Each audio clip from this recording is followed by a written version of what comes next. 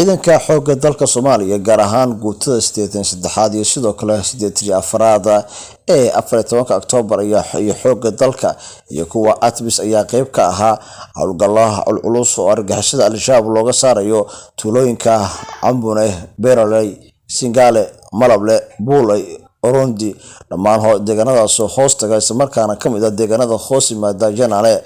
ee gobolka Shabeellada Hoose ay ka sameeyeen ciidamada ayaa waxa ay jab xoogan ay gaarsiiyeen maleeshiyaadka ku dhumaaleysanayay tuulooyinkaasi ay cagta mariyeen sidoo kale waxa ay gubeen goobaha muhiim u ahaa argagixisada Al-Shabaab oo adeegsan jiray dhibaatana ku hayay shacabka labada dhinac ee wabiga kala degan oo ay ugu kala gudbi jireen taliyaha ururka guutada 84 ee 14 Oktoobar laba xiddigle Cali Mahad Beerdile ayaa halkaasi ka hadlay waxaana uu warbaahinta u xaqiijiyay in howlgalka intuu socda ay ku guuleysteen inay soo saaraan miinooyin iyo sidoo kale ay nabadiidka ay ku aaseen beedheen wadada isku xiriirisa deegaanada Buulow, Baacad iyo sidoo kale Janaale oo doonayeen inay shacabka ku gumaadaan geesiyaasha ciidanka xoogga dalka Soomaaliya ayaa goor kastaba u taagan beedhahan si shacabka Soomaaliyeed loo badbaadiyo ciidamada xoogga dalka Soomaaliya gaar ahaan guutada 84 ee 14 Oktoobar ayaa xilligan waxa ay wadaan howlgallo weyn oo lagu xaqiijinayo ammaanka deegaano badan oo ka tirsan Janaale waxaana ciidamadu ay sheegeen in deegaanada lagala wareegay Al-Shabaab ay xilligan kor u dhaafayaan ilaa 5 deegaan oo Al-Shabaab xilligan gacanta ay horay ugu hayeen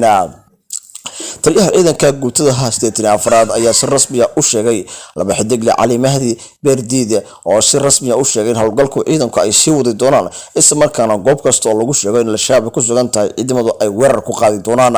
deegaanada lagala wareegay Al-Shabaab ayaa kor u dhaafay 5 deegaan walow ay jiraan in deegaanadaasi ay inta badan Al-Shabaab shacabka ku dhaqnaa ay dhibaato xoogan ay ku hayeen waxaana ciidamadu ay sheegeen in miinooyin fara badan oo labada dhinacba ay ku aaseen deegaano ka tirsan wadooyinka isku xiriiriya ayay ciidamadu sheegeen in lagu guuleystay miinooyinkaasi laga saaro dhulka taliyaha ciidanka xoogga dalka Soomaaliya gaar ahaan guutada 84 ayaa si rasmi ah warbaahinta ula wadaagay xogihii ugu dambeeyay sidoo kale howlgallada ciidanka ay ka wadaan deegaano ka tirsan Janaale ee Shabeellada Hoose waxaana uu taliyaha intaas ku daray in ciidamada marnaba aysan ka caajiseen jabka Al-Shabaab loo gaarsiinayo isagoo taliyaha uu sheegay in howlgallada ay ciidanka dowladda federaalka ee Soomaaliya gaar ahaan ciidanka xoogga dalka Soomaaliya oo qayb ka ahaa ATMIS waxaana ciidamadu ay sheegeen in howlgalkaasi la sii wadi doono aan laga caajisi doonin meel kastoo Al-Shabaab lagu sheegayna ku dhuumalaysan ciidamadu ay weerar ku qaadi doonaan howlgalka ciidamadu ay sameeyeen isla markaana ahaa kaga sameeyay deegaano ka tirsan gobolka Shabeellada Hoose ayaa ciidamadu waxa ay jab xoogan gaarsiiyeen maleeshiyaadka argagixisada Al-Shabaab oo ku dhuumalaysan deegaano ka tirsan gobolka Janaale ee Shabeellada Hoose ciidamada dowladda federaalka ee Soomaaliya ayaa si rasmi ah xilligan u sheegay in howlgallada si rasmi ah loo wadi doono walow ay jiraan ciidamadu ay deegaano badan oo ka tirsan gobolka Janaale ee gobolka Shabeellada Hoose ay xilligan gacanta ay ku hayaan isla markaana goob muhiim ah Al-Shabaab